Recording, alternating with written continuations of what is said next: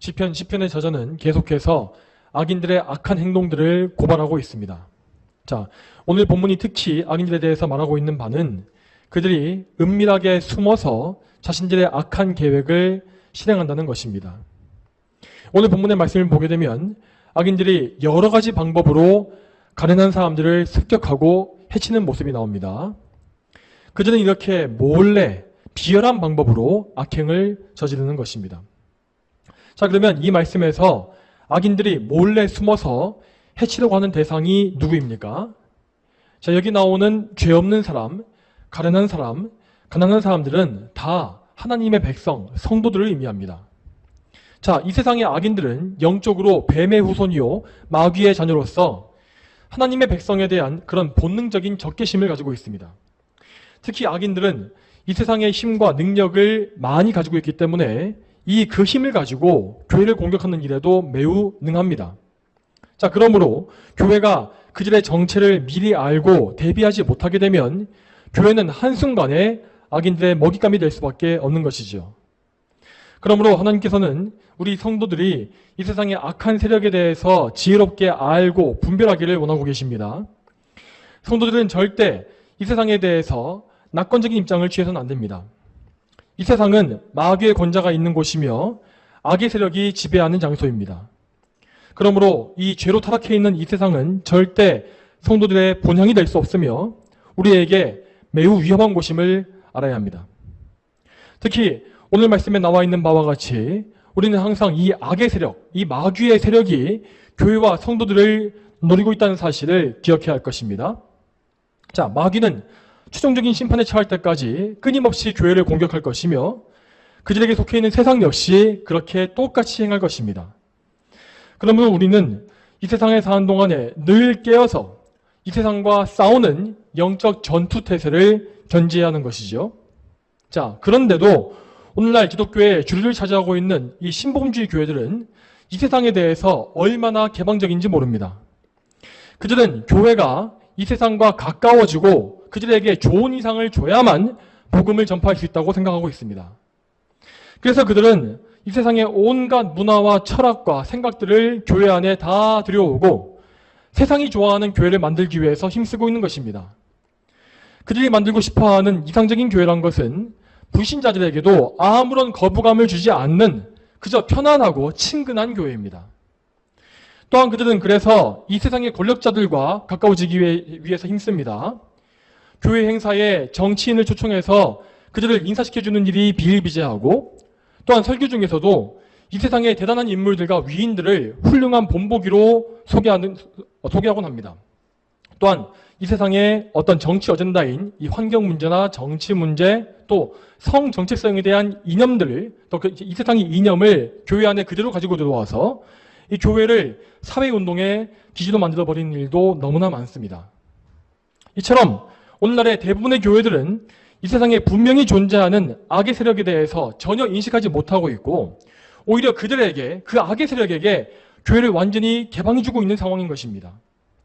자, 물론 교회는 이 세상이 존재하기 때문에 그들과 동떨어져서 존재할 수가 없습니다. 그리고 그래서도 안 될 것입니다.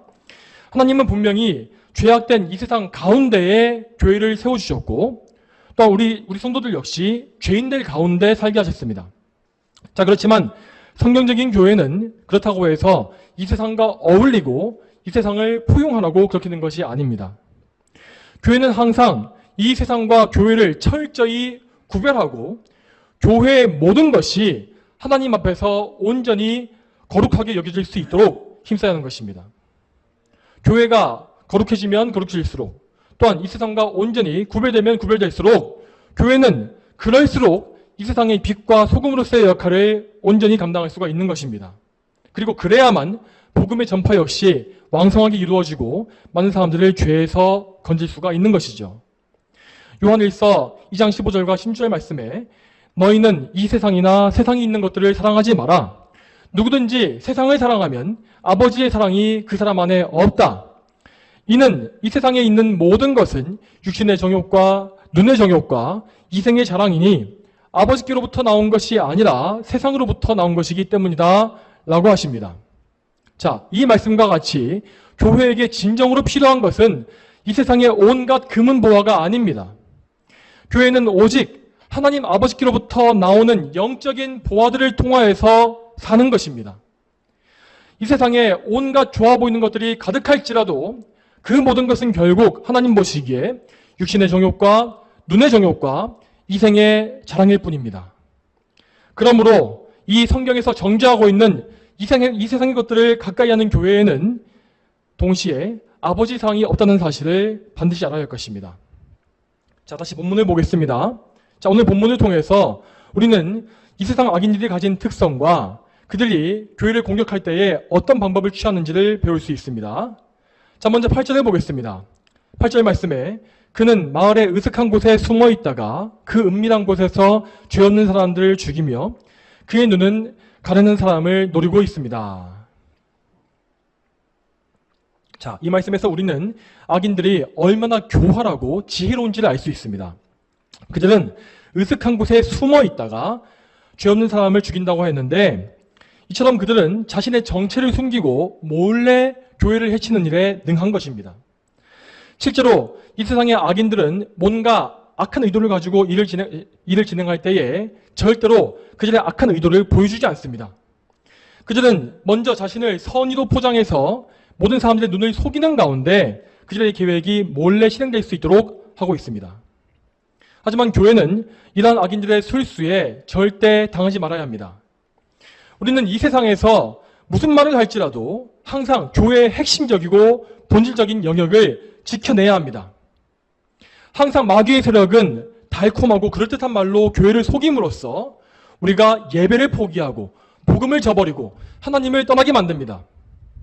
그렇지만 우리는 항상 하나님의 말씀만을 생명과 같이 붙잡고 말씀을 정말 우리의 목숨을 걸고 지키는 그런 믿음을 가져야 하는 것입니다. 말씀을 지킬 때에 때로는 그것이 너무나 무모해 보이고 교회가 다 죽는 길처럼 보일 수도 있습니다. 그렇지만 오직 우리는 하나님의 약속을 믿고 하나님께 의지할 때 우리가 산다는 것을 믿어야 하는 것이죠. 자, 다음으로 9절 말씀을 보겠습니다.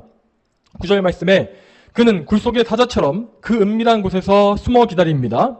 그가 가난한 사람을 덮치기 위해 숨어 기다리다가 자기 그물로 가난한 사람을 끌어당겨 포획합니다. 라고 했습니다. 자, 이 말씀에서는 악한 자들의 포악함과 잔인함에 대해서 알 수가 있습니다. 악인들은 이 말씀처럼 마치 사자와 같이 흉폭한 자들로서 평소에는 그들의 발톱을 숨기고 있지만 교회를 해칠 수 있는 기회만 잡게 되면 매우 잔인하게 돌변합니다. 여러분, 자, 이 악인들의 주인인 마귀는 역사상 단 한순간도 교회를 향한 잔인한 적개심을 거둔 적이 없습니다. 그의 목표는 항상 이 지구상에서 모든 성도들을 죽여 없애는 것이며 이제까지 여러 번 그 목표를 실행에 옮겨왔습니다. 그리고 마지막 날이 가까워올수록 예수님의 재림날이 가까워올수록 교회에 대한 그들의 공격은 더욱더 잔인하고 흉폭해질 것입니다. 우리는 그날에 대비하기 위해서 우리의 믿음을 이 평시에 더욱더 강건하게 해나가야 합니다.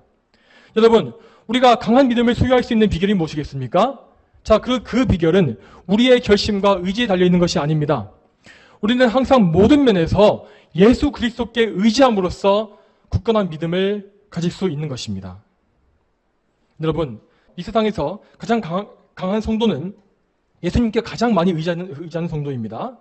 자, 그러한 성도는 이 세상의 관점에서 보게 되면 아주 미약해 보이겠지만 그는 그리스도로 인하여서 이 세상을 이길 수가 있습니다. 예수 그리스도께 온전히 붙잡혀 있고 그분께 철저히 굴복된 성도만이 이 세상을 이기며 최후의 승리를 얻을 수가 있다는 것입니다. 자, 마지막으로 본문의 마지막인 10절을 보겠습니다. 10절 말씀에 그가 웅크려 엎드리니 그 폭력으로 가난한 사람들이 넘어집니다 하였습니다. 자, 이 말씀에서 웅크려 엎드린다라는 말은 마치 엎드려서 절하듯이 자신의 몸을 정말 제일 납작 엎드리는 것을 의미합니다. 자, 그들은 이렇게 자신을 낮추는 것처럼 보일 수 있습니다. 하지만 실제로 그의 마음은 매우 교만해서 폭력을 행사한다는 것입니다. 자, 여러분, 이처럼 악인들은 악한 계획을 이루기 위해서 자신을 겉보기에 낮추는 일까지 마다하지 않는다는 것입니다. 자, 그러므로 우리는 누군가에 대해서 평가할 때에 그의 겸손해 보이는 겉모습에 속지 말아야 합니다. 마귀는 그의 하수인들에게 얼마든지 겸손한 겉모습과 도덕적인 탁월성도 줄 수가 있습니다. 따라서 악인들은 얼마든지 전혀 욕심이 없이 소탈하고 경건해 보이는 겉모양을 갖출 수가 있다는 것입니다. 그러므로 우리가 실제로 봐야 하는 것은 어떤 사람의 겉모습이 아니라 그가 정말 내적으로 변화하여서 그리스도를 믿고 있는가, 그리고 그가 하나님 말씀에 맞는 말을 하고 그 말씀에 맞는 행동과 그러한 삶을 살고 있는가 하는 문제입니다. 따라서 우리가 아무리 경건해 보이는 사역자를 본다 할지라도 그가 하나님 말씀에 맞지 않는 거짓 설교를 선포하고 또한 비성경적인 방법으로 목회를 하고 있다면 우리는 그를 마귀의 종으로 알아야 하는 것이죠. 성도 여러분, 예수님께서는 우리에게 비둘기와 같이 순결하고 뱀과 같이 지혜로워야 한다고 말씀하셨습니다. 자, 이 말씀에 따르기 위해서 우리는 더욱더 기도와 말씀에 전념해야 합니다. 말씀을 통하여서 하나님을 더 깊이 알고 이 세상의 모든 지식들 역시 말씀을 통해 분별할 수 있어야 합니다. 또한 우리는 기도에 전무함으로써 오직 성령님의 능력에 힘입어서 영적인 싸움을 능히 싸울 수 있어야 하는 것입니다.